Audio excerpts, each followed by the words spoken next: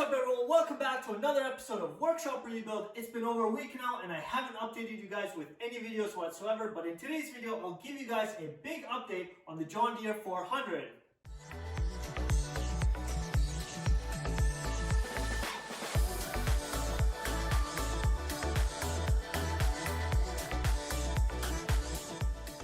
As I mentioned, I haven't shared with you guys any videos this week whatsoever because I've been doing a lot of work behind the scenes. As I mentioned, I was making some progress behind the scenes. I was working on the hood, the rear fender, and the two side panels which mount around the engine. I stripped everything from paint, I primed the panels, and I gave everything on the inside 3 coats of paint, and on the outside another 3 coats of paint. I do believe this is one of my best paint jobs so far, but you guys can let me know down in the comments how good it actually looks. Right now, I'll go ahead and share with you guys everything on the white table, and then we'll be installing all the parts back onto the John Deere. This right here is the rear fender of the John Deere 400. As you guys can see, it is John Deere green, and it is super glossy, especially around the fenders where the light is shining on it right now. I will give you guys a better view on this once it's installed onto the John Deere 400. So moving on forward, on the white table, I have a couple parts laid out. The hood is over there, we'll get to that right away. And on the other table, far back there, I have the side panels. So on the white table, I have the original steering wheel of the John Deere 400. This was on the machine when I got it, but I had a good look at it. Even though it's still in good condition, it's somehow bent for some reason on one end. I don't know if you guys can see that right here. There's a little dip and there's a couple marks on it, like right here and right here. I didn't want to cut myself, but I also wanted a nice and straight steering wheel for some reason on a perfectly restored tractor. So I went ahead and took the 317 steering wheel. This is exactly the same size, but it is a little bit shallower, so it is not as high away from the steering column. This one is a little bit higher off the table. This one is a little bit lower. What I did with this, I actually just scuffed it up a little bit. I painted it black and I chose a matte clear coat for a finish, and I think it looks really nice. I did the same matte clear coat on the dash panel over there of the John Deere 400, so I think it'll look very good once it's on the machine again. The colors I chose were this trem-clad semi-gloss black, and then I just clear coated it with this Duplicolor matte finish. This is a clear coat and this is the black I chose. The green over here was used for some of the bolts that I will be installing in today's video. These bolts are more or less for all the panels I'll be installing today. So those are the green bolts, and that's exactly the paint I used. This is a Rust-Oleum John Deere green. That's what they had, and I think this works just good, and it actually matches really good with the green on any of the panels. To tighten down the steering wheel nut, I will have a 5/16 socket ready with a breaker bar on it, and once the nut is tightened down, we have this little cap which has a John Deere sticker on it.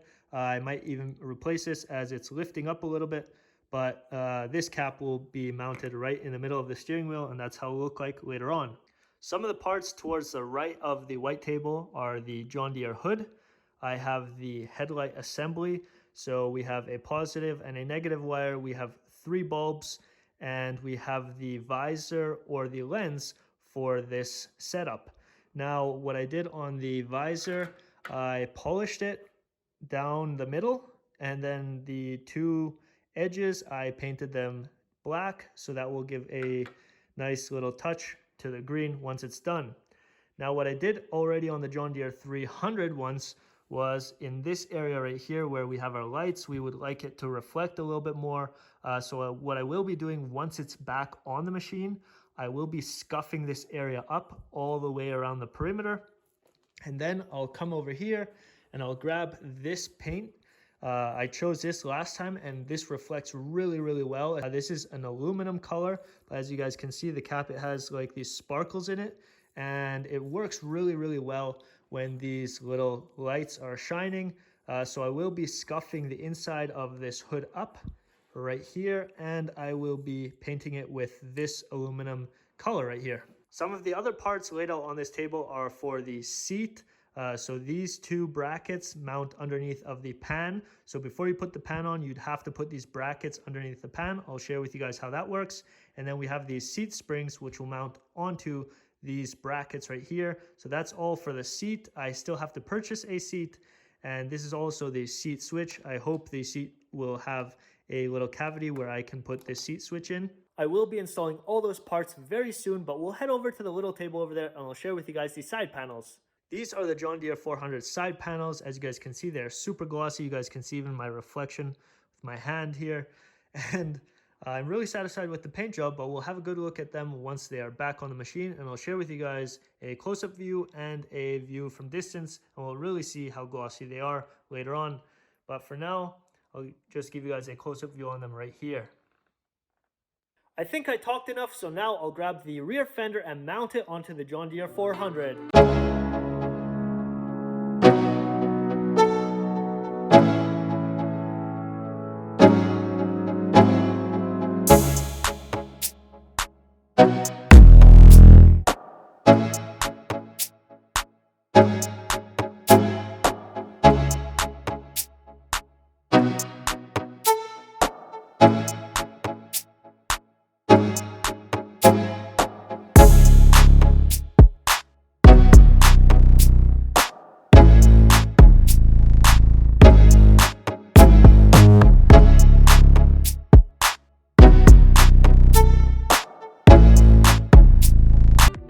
I got the rear fender on the John Deere 400 and that went way better than I initially expected. I put tape all the way around the instrument panel. I also put some tape on the fender itself, so that's right here. I did not scuff the instrument panel.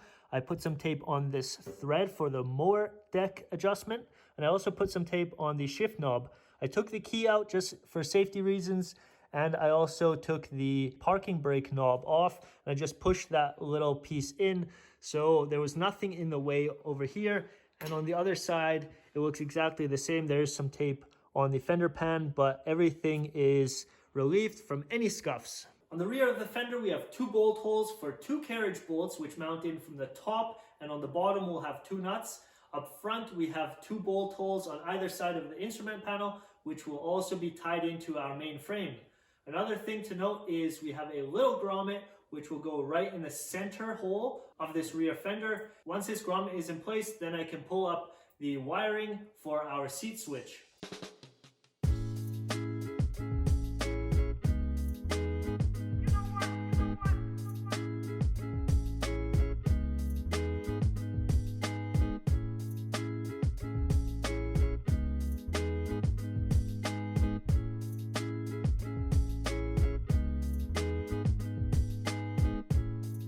The rear fender is in place, and now I'll go ahead and grab both side panels for the left and the right side.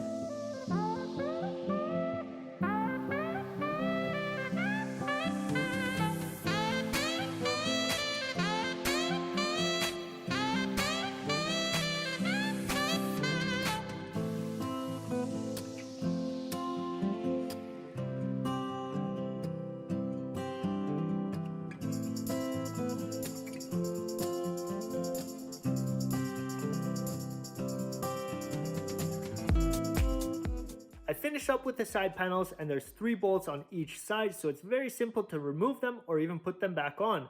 Now I'll grab the hood and mount it onto the John Deere 400.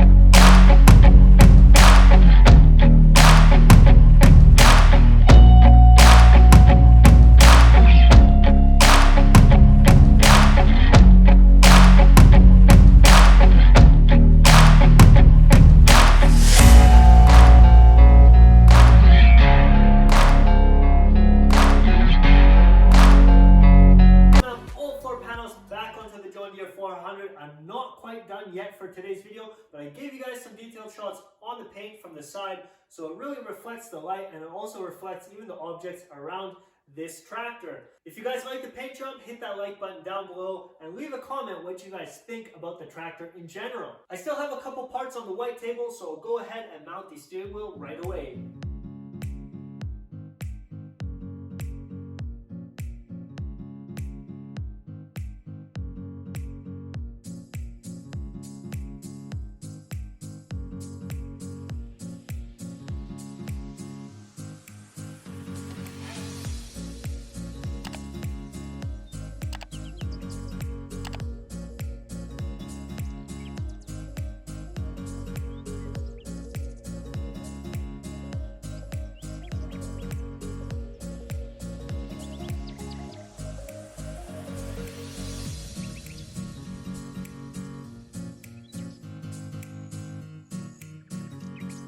The steering wheel is in place and everything mounted super smooth. Now I still have some parts on the white table and I'll share with you guys why I will not mount these parts yet. These are the parts that I will leave out for today's video. We have the seat switch. So once I receive my new seat, I will be installing the seat switch into the seat, as well as the seat springs. These have to get bolted to the seat. So within these bolt holes, we will be mounting our seat. And down below in those slots, we can then mount these seat springs and the seat onto the rear fender. So I'll leave these parts away in today's video, as well as the front lights, because I noticed the front of the hood. So this area right here is still a little bit touchy. I don't know why, but I will let this dry for maybe a day or two, and then I'll go ahead and scuff this area up.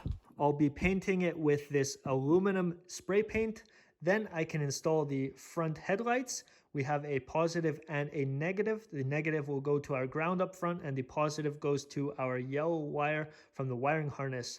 Once these lights are installed and it is painted, I can go ahead and install the lens. Since I'm leaving the parts out on the white table, in today's video I have nothing left to do. I mounted all the panels and the steering wheel is in place. Everything seems to fit just the way it should. I still have to purchase a seat. So in an upcoming video, the seat will be mounted on this garden tractor. The hood decals will be coming in very soon, so I'm really looking forward to that. And I will be purchasing from John Deere a rear fender decal, and that is right in front of the instrument panel. That will tell you what all your hydraulic levers do and what the functions of this tractor are around the instrument panel. On the front of the garden tractor, I only have to install the front headlights, so let that green paint dry for 1 or 2 days, and then I can finally mount that up front. Other than that, this machine will be very complete in an upcoming video, so stay tuned.